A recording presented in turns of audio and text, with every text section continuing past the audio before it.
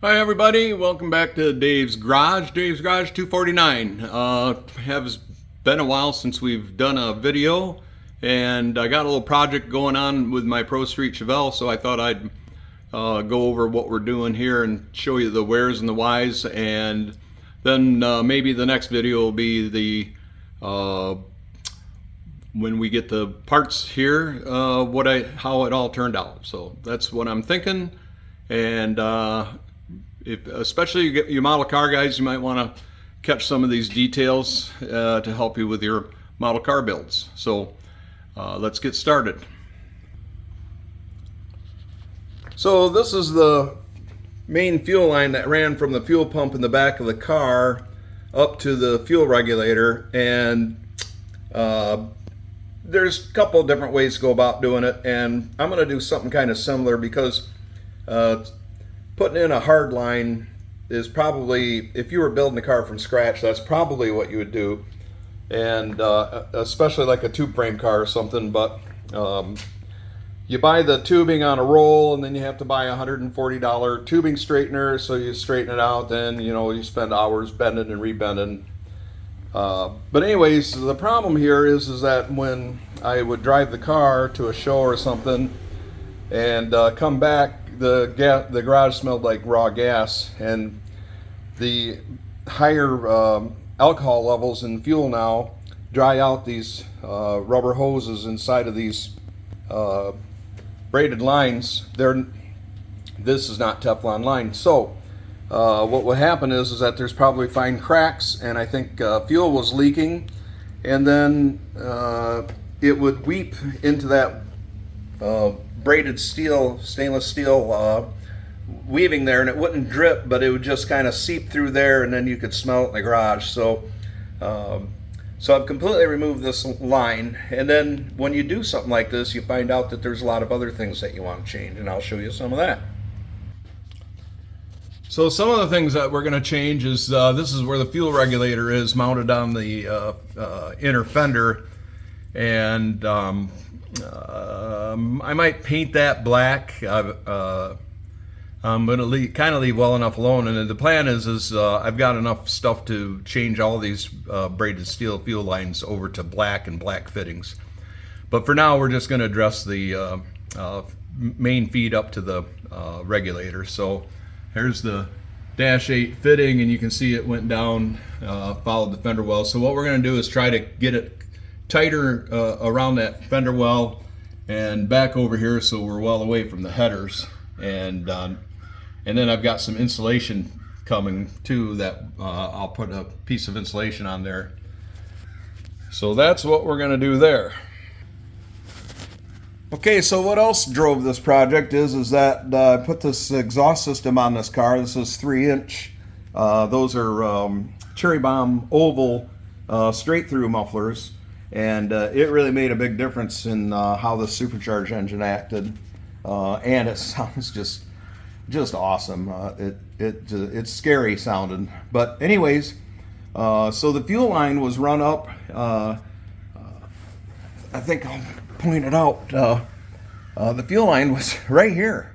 So that I checked it with a temp gun, and it was running about 300 degrees right there. So you're gonna boil fuel probably as long as you're going down the road and moving fuel through there, it'd be fine. But the minute that you got into line at a car show or something and you were idling a lot, it'd probably boil fuel, and you'd get vapor lock, and then you'd be Mr. Embarrassed, pull over to the side and get out of everybody's way and wait for things to cool off. So before something like that happened, what I want to do is I want to kind of go up and over the chassis, but guess what? It looked simple, but that's not, there's no way to get that fuel line up in there because there's a second cross member buried in there. Then we find, this is the white wire that runs to the relay on the fuel pump, and that goes all the way up to the fuel pump switch on the dashboard, and that's run, here.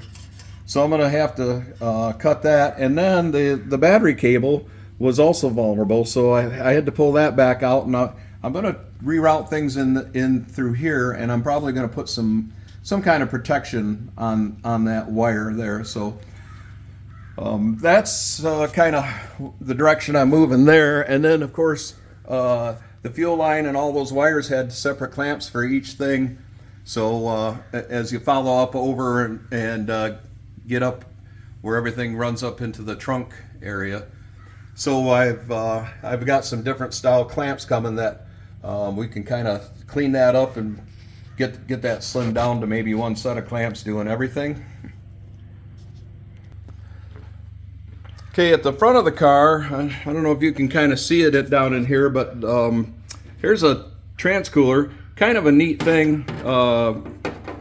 There's where the fittings are. There's one way down there in the bottom and top. So I removed that because that was all done with braided steel, and that's a fan operated.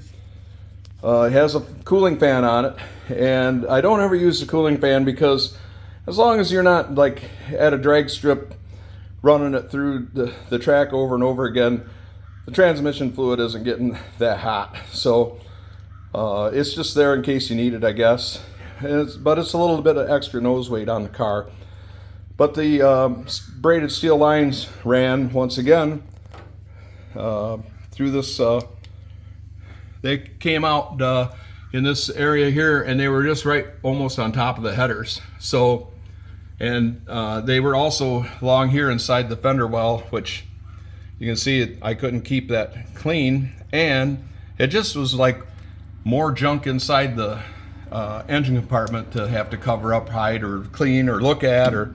So what I'm going to do is we're going to use some products that I get from company called Race Flux, and they're going to be push lock fittings, quite a bit like this. And this hose here is rated for 300 psi, and it's rated for hundreds of degrees of temperature. And the only difference is that for the transmission lines, there's a clamp that they sell that you put on there. This is just a ventilation for the crankcase breather here. And so I really like their products and their prices, and their fittings are just as good as anybody's. And of course, I'm gonna change everything over to black eventually. So here we have the fitting and line setup that was on the transmission cooler, which maybe 20 years ago was kind of an impressive looking setup. All this nice braided steel lines and these pretty red and blue anodized fittings, but heavy, cumbersome, lots of connections, not really needed for that transmission cooler application. And there was tons and tons of the rubber clamps. So, but the problem is when you do something like this is that you start accumulating a lot of this stuff. I've changed a lot of stuff, and I'm starting to get quite a big collection of these fittings, and also, you know, I've got fittings from other cars that I've built. But so somehow or another, I'll wind up stripping all these fittings out of here and maybe sell them at a swap meet or something for, you know, next to nothing. Like, you gotta buy it price. So this is the amount of clamps that were holding everything together, and I think what I've got is I've got pipe separators, not clamps, for not the fuel lines, but the transmission lines that will run up inside the fender well, and those will be those pipe separators will be bolted to the fender well, and I think I'm going to need 6 of them. And then there will be bulkhead fittings that pass through the fender well from the fender well side over to the transmission side. So if I want to pull the transmission or the engine, all I got to do is just disconnect the fitting at those bulkhead fittings, and I won't have to disconnect the whole thing. There's the transmission fluid that came out of the transmission, and I'm pretty happy to see that because it's got a nice red color. There's not debris and stuff in it, and it smells like transmission fluid in the bottle. It doesn't have a burnt clutch smell or anything, so I think my transmission is fairly healthy right now, so I'm happy to see that. So this is a shot of the fender well area, and that's this area here is where those transmission lines are going to poke through with a fitting and then follow up around. and then go down, and then probably underneath and up to the front of the car, and then they won't be seen in the engine compartment. And I have no concerns at all about the tire rubbing. So that's about it for this episode. I'll get the parts in. I think I got some of them coming Monday and overnighted.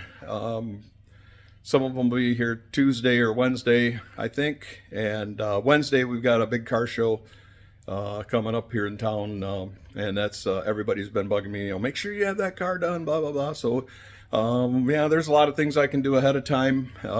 I think I can get it done as long as I get the parts on time, and I think I have a pretty good solid plan about what I want to do. So, and then I'll take a few minutes out of time to show you guys how this all turned out and what I was doing. So just one thing though is, like, when you buy these, I bought this car like 4 years ago. It's been a Pro Street car for a good long time, years. And when you buy one of these, you see them for sale all the time on Marketplace or wherever. Chances are they're 20 years old, and they were built 20 years ago, and things are starting to get to where that they kind of need to be rebuilt. So even though everything might look good, which is like the case with this car, it has good bones, but there isn't too much on this car I haven't gone back over or gone through and changed. The next thing is going to be some tires. See there, there's been a lot of cleaning going on, and there's evidence there. At one time this car was a drag race car, and it had some tire growth issues there. So that is, I've not been able to get that to come off.